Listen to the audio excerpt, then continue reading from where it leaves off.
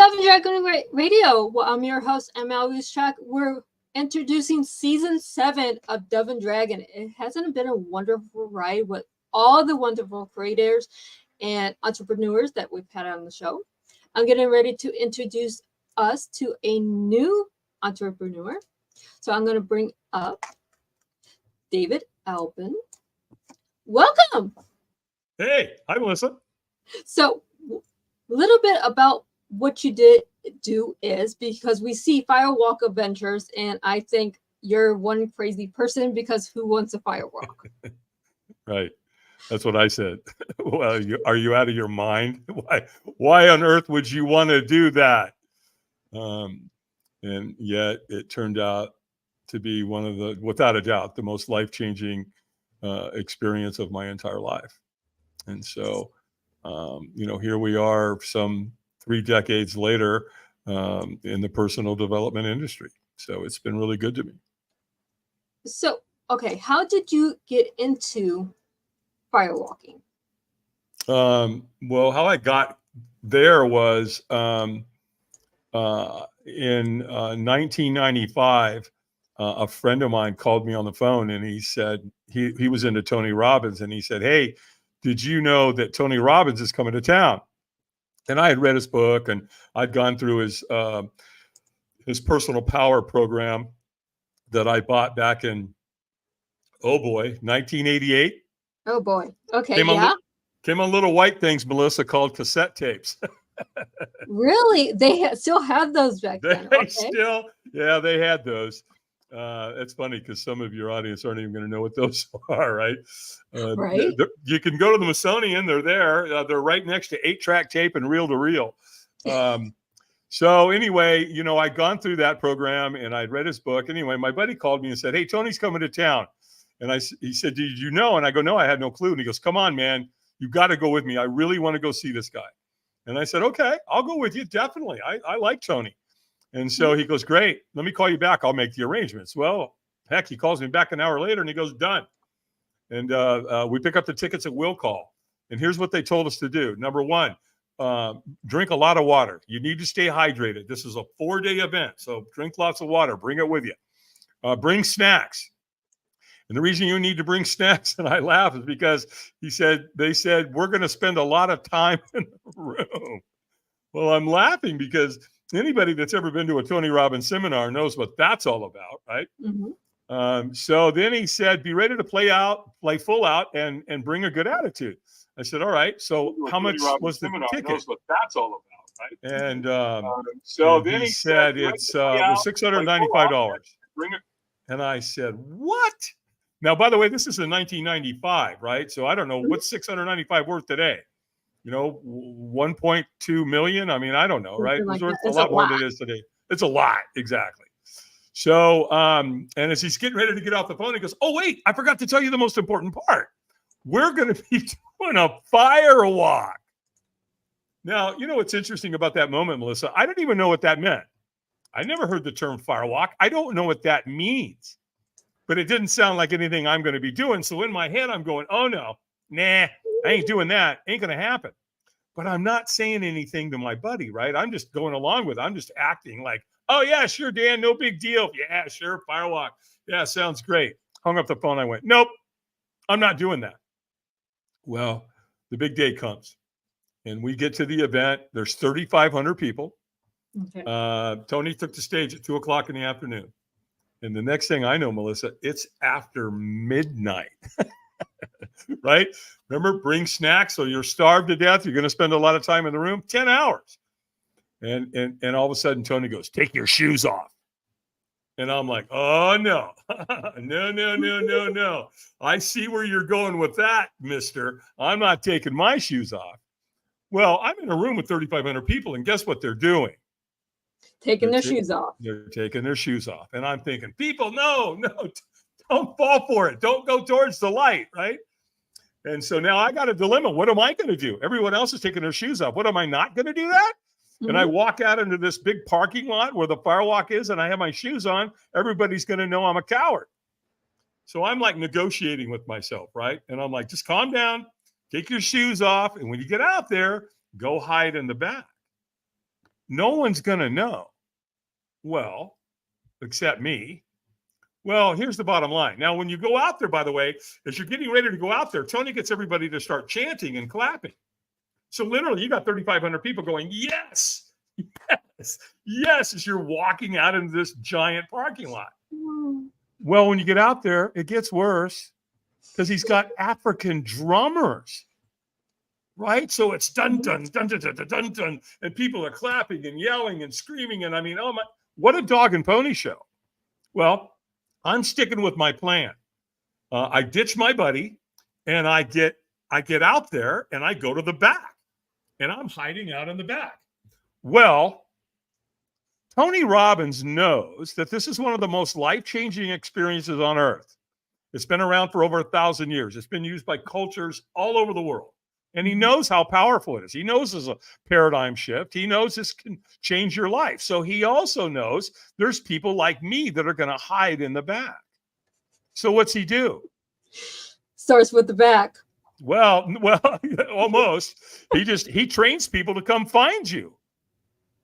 Literally. I'm back there thinking I got it all figured out. And all of a sudden, here comes this guy out of nowhere. And he makes eye contact with me. And I'm pretty sure Robbins trained you. Look, when you make eye contact with these people, don't take your eyes off them. So now he's staring at me. He's coming at me. He gets probably 20 feet from me. And he looks at me really funny. You know, like when a dog hears a funny noise, they tilt their head. Well, that's how he's looking at me. That's how he's looking at me. And he goes, "Are you okay?" No. And when we're right? And when we're not okay, what do? We lie. We go, "Oh, yeah, I'm fine. Yeah, no worries. Move along. Nothing to see here, pal." Mm-hmm. And all of a sudden he goes, "So, hey, man, are you going to walk tonight?" And I'm like, "Absolutely not." I'm thinking to myself, why do you think I hid out here in the back, pal? And all of a sudden, here's what's really interesting. This is a stranger. I don't know who this guy is to this day. But this stranger asked me one question, and he changed my life forever. Because if it wasn't for him, number one, I'm not on your show today. I wouldn't have changed tens of thousands of people's lives that I've done. Because the question he asked me was, well, wouldn't you at least like to watch? I thought, well, sure. Yeah, let's go watch these people burn their feet off. This will be really, really interesting. Well, he says, look, you're not going to be able to see anything from back here. I'm 100 yards away. I got 3,500 people standing in front of me, Melissa. I can't see anything. I can hear it, right? They're chanting. They're clapping. The drums are going off. There's a giant fire over here in the corner. They started that fire probably 10. They build a pit, start probably, 35 feet wide, 70 feet long. And they just throw cord after cord after cord of wood on it all day long. And at the end of the night, it renders. It just drops a big, giant pile of blue coals. Well, how do you logistically firewalk 3,500 people? You take wheelbarrows over to that pit. You fill up the wheelbarrows with coals. You bring a wheelbarrow in between two lanes of sod. They call it a fire lane. And it's, 3 feet wide, 18 feet long. Then they just take a flathead shovel and they sprinkle those coals on top of that grass. And that's what you walk on. Well, that's all going down, right? So I get in line. I took the bait, right? He tricked me and I fell for it. And so I'm now in line and I'm walking along and all of a sudden this guy comes up to me. A perfect stranger, a different stranger, by the way. And he whispers in my ear and he goes, he knows when you're ready. When he says, go, you go. And the guy just went, pew, and he disappeared into the night. And I'm like, what does that mean? He knows when you're ready. When he says, go, you go. So, right. So now I'm walking along and I still can't see in front of me. I got 1,000 people in front of me. Can't see anything, but I get to a point where I can see at an angle. And guess what? They're doing it. Every race, every creed of color of people, they're walking on fire. And my mind is going, what? What's wrong with these people? We're mammals. We're trained to run from fire, not walk on it. Right. Right. So now I'm staring at it. It's like a car accident. You say you're not going to stare at it, but you do. And that's what I'm doing. And I'm mesmerized by this. Well, I'm not paying attention to what's going on in front of me. Next thing I know, guess where I am? In front of the fire. I'm at the front of the lane, at the front of the line. And so I'm looking down at that fire lane, right? And again, it's 3 feet wide, 18 feet long. The coals are on there. They're glowing bright red. The wheelbarrow's there. You can feel all the heat coming off. And Melissa, my heart is beating so fast, I feel like it's going to jump out of my chest any moment. I am scared to death. Well, there's a trainer standing right there. And all of a sudden the trainer goes, eyes up. Like almost like, you idiot, what's wrong with you? And I pulled my eyes up, right? Well, now I was in a room with Tony for 10 hours. Guess what he teaches you to do? Keep your eyes up. Don't stare at what you fear. It'll paralyze you, right? He's right. Keep your eyes up. Look to the celebration end. It's right over there. You know, it's like, what do we say? Everything we've ever wanted is sitting right over there on the other side of fear. Same thing. That fire lane right over there. And all of a sudden the trainer goes, squeeze your fist and say yes. And I went, yes. And he went, stronger. And I went, yes. Well, he could tell. He could tell I was leaving a lot on the table. I wasn't in a peak state, and he knew it. And so he screamed at me, stronger. And now it's fight or flight, right? I threw my hands in the air. I screamed yes as loud as I could. And he goes, go, go, go. Boom. I took off. Well, remember the guy? He knows when you're ready. When he says go, you go. I did. And so they position 2 people at the end of the fire lane who lock arms, and they catch you. And they're like, stop, wipe your feet and celebrate. I'm whopping my feet and I'm celebrating, and I'm looking back and I'm looking at, and I'm like, oh my gosh, I did this. I just walked on coals that were 1,000 degrees and I didn't burn myself. In fact, the very first thing I learned about firewalking, when I took that first step, oh, believe me, you'll take the second, third, fourth, and fifth. I promise you, you are not going to stop on that fire lane. Mm-hmm. And that was it. So now, it's after midnight. I'm standing down in the celebration end, few thousand people, and it was exhilarating. It's nothing like it. You feel like Superman or Superwoman. You're down, people are jumping up and down, they're screaming, they're celebrating. I mean, at that moment, it was like, okay, where's the bus? Let's go, let's go to Mount Everest. Let's go climb that, right? Because that's what you feel like. Well, here's where it gets really, really interesting, though, was the next day. I'm at an event. It's a 4-day event, right? That was day 1, the night up. Now it's day 2. 3,500 people the next morning are standing in the foyer getting ready to go into the venue.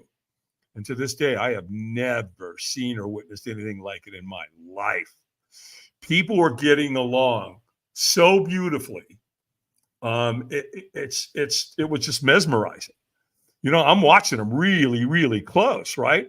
They're hugging, they're talking, they're laughing, they're crying, they're talking about their fears, they're talking about the firewalk. And I'm like, so I'm guessing we drank the Kool-Aid last night, right? And right. We did, right? I mean, it's so beautiful because this is the way people are supposed to get along, right? Even though you don't know anybody, that next morning you felt like you knew everybody. I mean, again, there was a connectivity, a vibration between us that was so magical. Because the night before, what happened? Our self-belief, our self-confidence, and our self-worth got raised together collectively. And that's powerful. And that's exactly where Tony wants you, in that state of mind, as he goes into day 2. Well, later in the event, I met one of Tony's trainers, a guy by the name of Ted Macy. Sweet guy. Him and his wife, Mary, were both trainers. And I'm talking to Ted. We're just having a really good conversation. And I just off the cuff said, so Ted, you get to come here on a regular basis, don't you? And he goes, yeah. And I go, so you get to be in this environment? He goes, I go, that must be awesome. He goes, oh yeah, absolutely. Are you kidding? And he goes, you know what? You need to try to get yourself into this environment too. And I'll tell you what, you see those people standing over there with the black shirts and the pink writing on the back? I'm like, yeah. He goes, they're volunteers. They're people just like you who came back and want to be part of the volunteer crew. Because Tony uses about 300 people to help facilitate, right? Mm-hmm. So I went home. I called Robbins Research at his instruction. They sent me an application. I filled it out. I sent it back. And guess what? About 9 weeks later to the day, I got a letter in the mail and it said, Dave Albin, congratulations. You've been selected to crew with the Anthony Robbins Company. Whoa. Well, there I am. My foot's in the door. Now, the application that you fill out, Melissa, what happens is you give them a lot of information. So on my application, they could see that I had a military background and I had a security background. So they literally put me up on the security detail to help take care of some of Tony's celebrities. I also lived on a farm at the time. So I knew what a log splitter was. I knew what kindling was. I knew how to split wood, right? So guess what? They put me on the fire building team, which is exactly what I wanted. So that all happened in 1995 and 1996. I became a subcontractor. And then in 2003, my life forever changed. Tony offered me the fire captain position, which meant that I was in charge of all of Tony's firewalks globally. Oh. And he even paid for my family to travel with us. I was homeschooling at the time. And he said, bring your kids, I'll pay for it. And they did. So that was 03. In 2005, we went to London. We set the world record. That's where we firewalked the largest group of humans on earth. We firewalked 12,300 people. Now, I say world record. I want to be very, I want to disclose something here to your audience. Guinness Book of World Records was not there. However, there's never been a firewalk for 12,300 people anywhere in the world. The only thing that comes anywhere close to that is another Tony Robbins seminar, maybe 10,000 or something, right? So that happened in 05. And then in 2014, again, my life was forever changed. I'm driving down the road and my phone rings and it's Google. And Google starts asking me questions. Are you the Dave Albin that does the firewalk for Tony Robbins? Yeah. What can I do for you? They said, well, if you're not under any contractual obligation or non-compete, we'd like to talk to you about hiring you. Well, okay. I'm, homeboy's a free agent. What you got? And the next thing I know, Melissa, I'm being hired by Google. And matter of fact, we ended up doing a glass walk for them. They had 148 executives that had been in a 9-month curriculum, very intense. And so at the graduation, they wanted to give them the graduation, they wanted to feed them, and then they wanted to anchor the experience in with a paradigm shift experience. And I said, well, listen, we can't do a firewalk unless we do it at night. If you want to do something in the middle of the day, what we could do is I can do a glass walk for you. They're like, a glass walk? What, you mean like walk on broken glass? I'm like, yeah. And they said, ooh, tell us about that. And so I did. So we go from one crazy extreme to another. Yep. Absolutely. Right. Because, they know. Google knew. They knew. There was a reason they called me. They knew what was going on. They know what's going on. They know what doesn't challenge you doesn't change you. Right. They weren't going to play blackjack. They wanted a paradigm shift experience for these men and women that would bond them. And that's exactly what an experience like that does.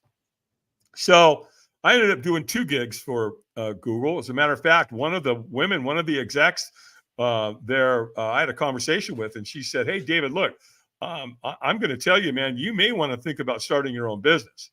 She goes, I'll tell you right now, corporate America will be all over you because you're a guy that can come in and really create change. You can create the paradigm shift. This is a life-changing experience, and you're at the top of your game, man. So you ought to consider doing it.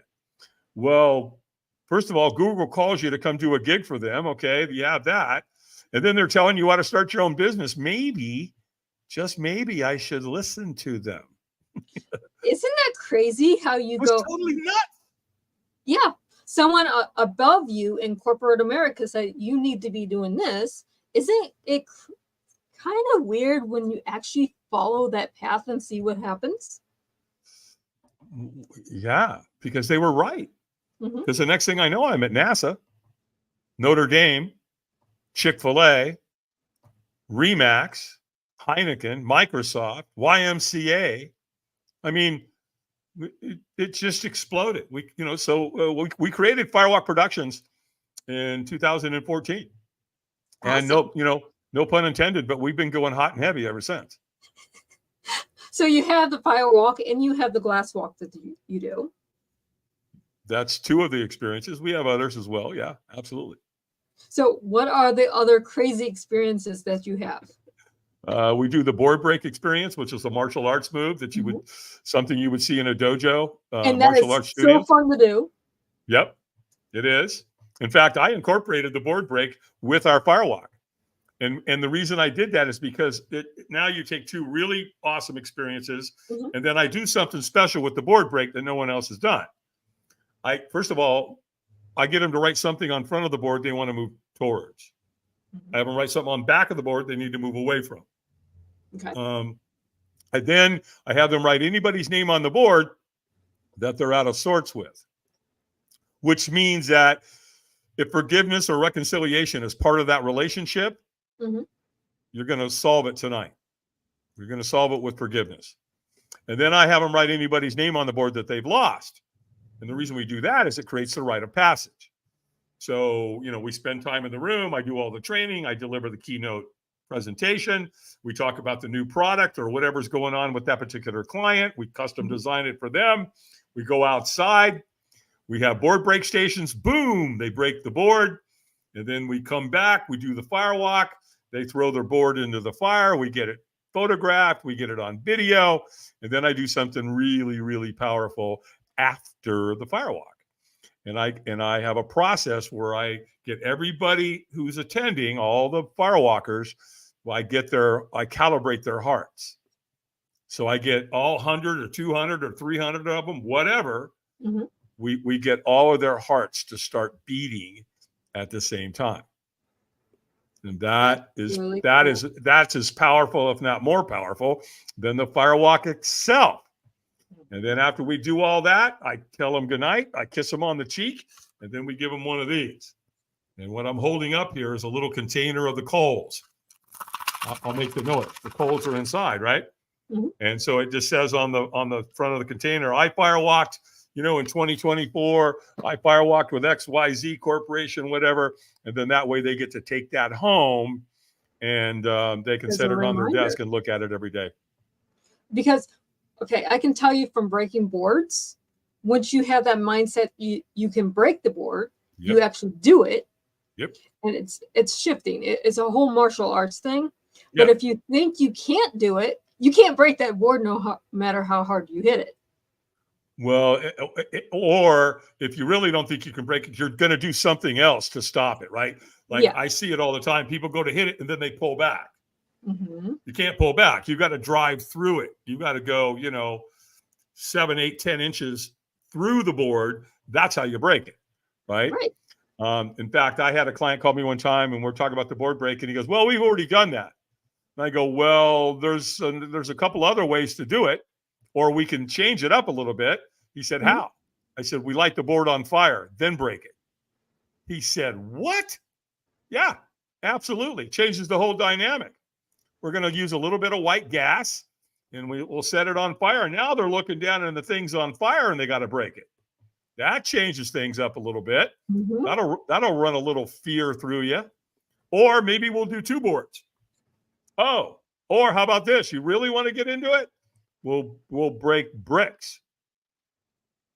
That's a whole nother dynamic. I typically don't do the bricks unless it's a more advanced class. Somebody that's already walked with me before. They've done the board break. They've done the firewalk. And then we come back with the brick break. Yeah, bricks are not for beginners. No, they're not. You can hit a board off to the side and it's pretty forgiving. It'll typically always break. But if you break that brick, you better hit it dead center on that little X that you mark on it, right? So, and then of course we have the arrow break. That's where you put the arrow in your throat. You put it up against the wall. You step through and break the arrow. We have the rebar bend, which is pretty challenging. You take 2 people, they put the rebar in their throat, and then on the count of 3, it's an 18-foot piece of rebar. Count of 3, 3, 2, 1, boom, they walk at each other and they bend the piece of steel, the piece of rebar. So there's a lot of other experiences that we have in our toolbox, if you will. And then, we even have last year in 2023, no, it started in 2022. I put out there, we opened the Dave Albin Firewalk Academy. And so every October now, people can send their people. Right. So if you've got a corporation, you want to send somebody from the HR department, that they send them to me. It's a 5-day intensive. And then I teach them how to do all this stuff. And then, of course, we have entrepreneurs and business owners and trainers and coaches. And so, they come to me and spend 5 days and we show them firewalk and glass breaking, and we show them all this stuff. In fact, But- this last October, we graduated 11 people. We have Awesome. we have another one coming up in October of 2024.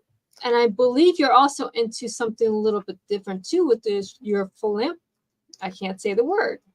Your Philanthropic. Is that Yep. what we were going to say?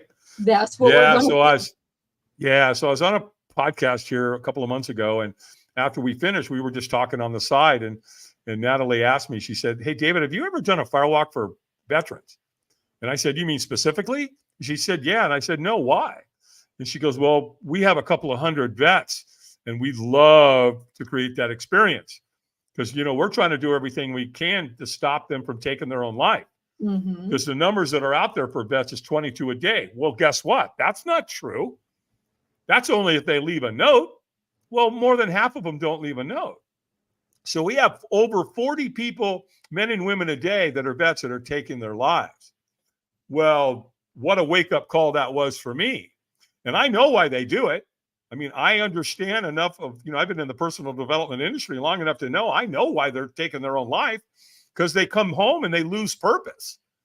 They get trained to kill, right? Then they get deployed, they get over there, they see some of the most horrendous things that war is ever going to show you. Absolutely horrible. And you have to move as a unit together, because if you don't, you can lose your life. So they're dependent on each other for life support. And then all of a sudden now they come home and all their friends, all these men and women are fragmented. They're all over the country and they lose that connection. So what happens? The purpose drops, depression sets in, and then they start drinking or drugging to deal with their depression, and we lose them. So why do they give a vet a service dog? Because it develops purpose again. They got to take care of the dog.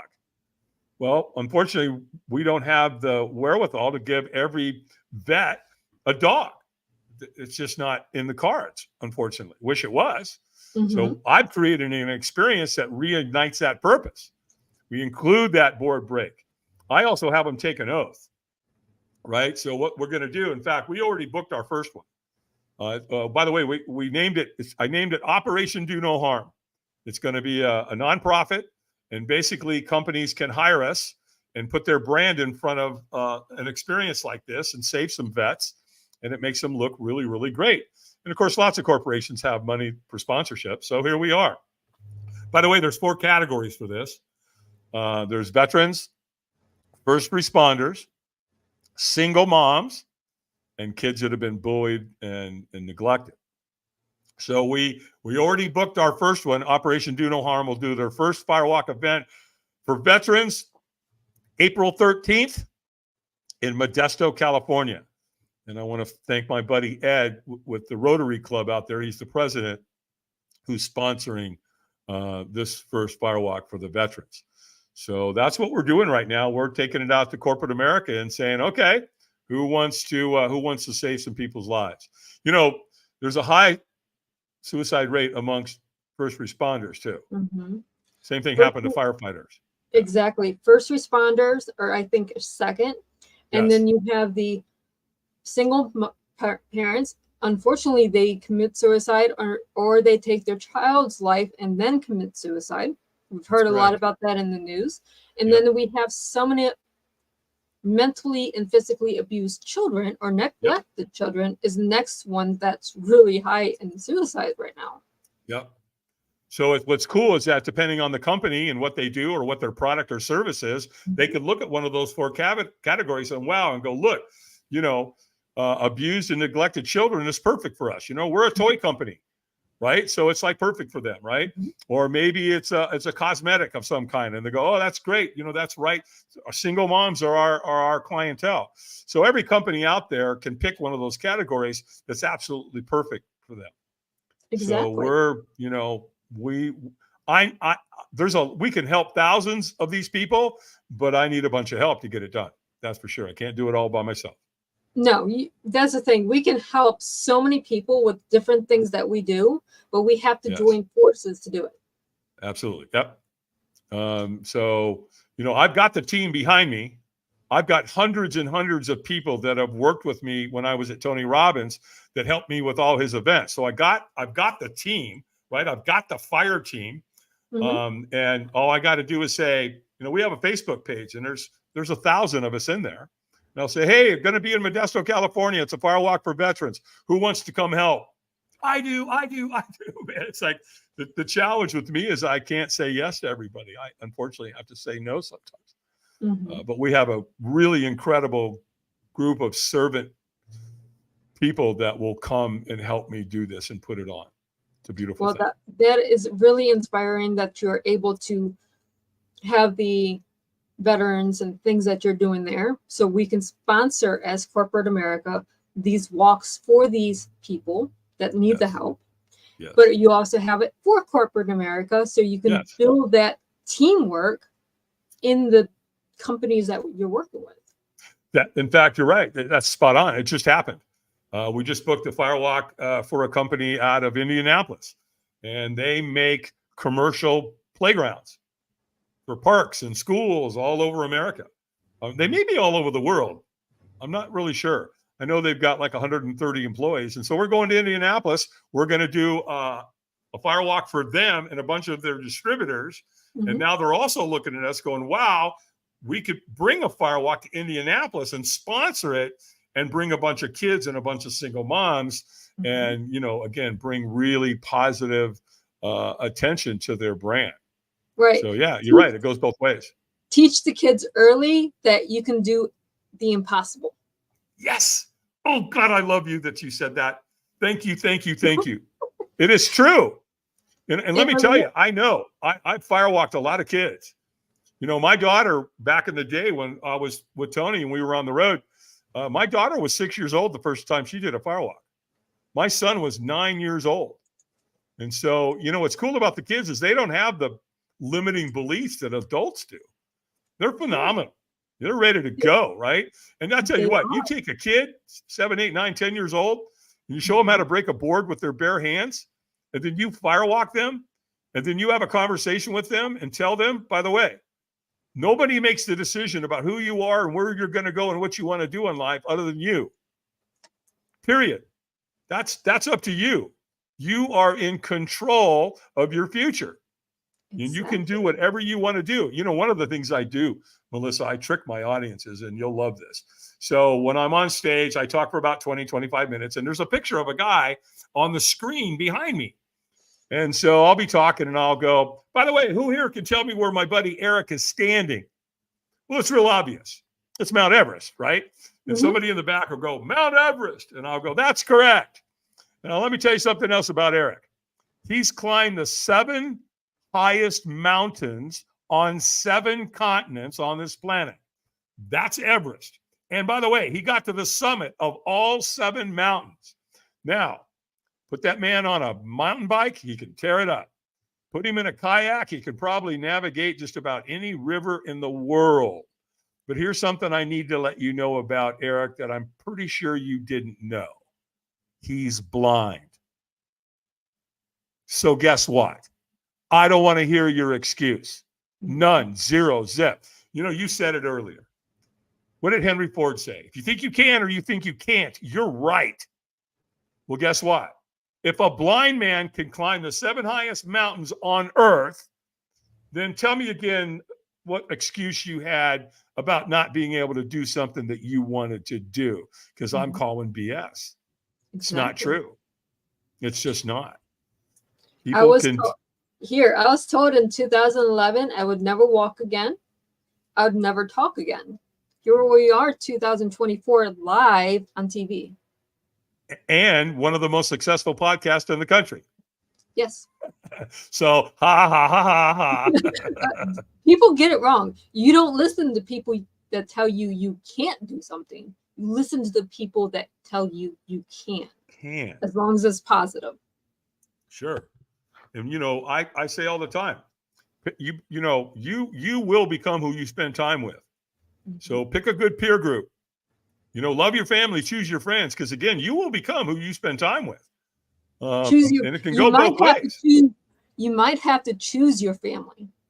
Just because you were born to that family doesn't mean that's your family. Well, exactly right. And unfortunately, a lot of times it's our family that tells us we can't do this or we can't do that. I remember this gentleman that came to the Firewalk, one of Tony's events years ago, and apparently he thought he could be a screenwriter. His family said, no, you won't. You'll never make it. Hollywood's not going to let you in. That's not the way it works. Blah, blah, blah. Told him every reason in the world why he couldn't do it. Mm-hmm. Came to UPW. Came to unleash the power within, the Firewalk experience. Did the Firewalk. Went home and wrote Sleepless in Seattle. Oh, no, we haven't heard about that one. Yeah, right? No one's ever heard of Sleepless in Seattle. No. No. We don't know who Tom Hanks is. You know, we were in Tampa, Florida one time, Melissa.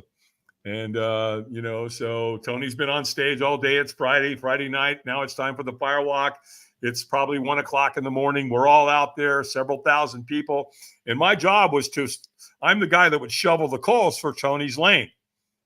And so I'm shoveling the coals, and all of a sudden Tony stops and he looks at me and he gives me this really weird look like, whoa, I think we're going to see something pretty intense here in a minute. Well, it's dark out there, so I can't see very well. Well, the next thing I see, though, because he gets closer, is this kid's in a wheelchair, young kid, you know, 19, 20. And he lost both legs. Well, apparently he was a collegiate athlete in the Tampa area, and he got hit by a drunk driver, lost both legs. So he was contemplating suicide because his whole identity was all wrapped up in his athletic ability. Mm-hmm. So here this kid goes from thinking he's probably going to play pro baseball someday or football, and now he can't even walk, right? Nobody's going to love him. A girl will never have him. He'll never have kids. I mean, you know what I mean? Once we start telling ourselves we can't have something, we start stacking on top of it, right? Mm-hmm. So one of his buddies said, hey, I know you're thinking about taking your life. Before you do that, Tony Robbins is coming to town. I know you like him. Why don't you go see him? And there we are. We're at the Firewalk.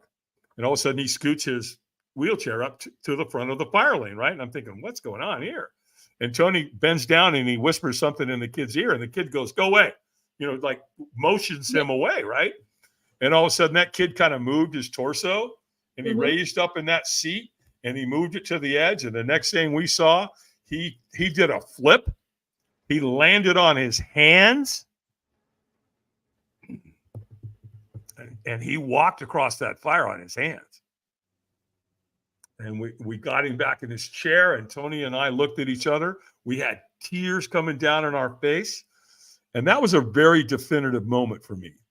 That told me that what I was doing was beyond the right thing to do. You know, because I never planned this. I didn't grow up going, hey, I want to be the #1 firewalk instructor in the world someday. You know, it's like, you know what I mean? That doesn't happen. But nonetheless, here I am. And I've seen that you are able to come here today and explain everything to us. Yeah. And for our listeners at home, how can we get a hold of you? Because we are almost out of time. Yeah, real easy. Just go to our website. I'm very accessible from there. It's firewalkadventures.com. So it's firewalkadventures with an S.com, and everything's there. My academy's there. All of it's there. Thank you for everything you're doing, because this is a pivotal moment for so many lives. It is. Thank you, Melissa. I really appreciate you having me on your show. And again, kudos to you for having a great show and all the good that you're doing out there in the world too. It's a pleasure to be here with you. Thank you. And this was wonderful. And for our listeners over there, if you need a pivotal moment in your life, this is it. So find one of the Firewalks and go at it, because I can tell you from breaking a board when being told you can't, it's amazing. So thank you very much. Thanks, Melissa. Bye, everybody.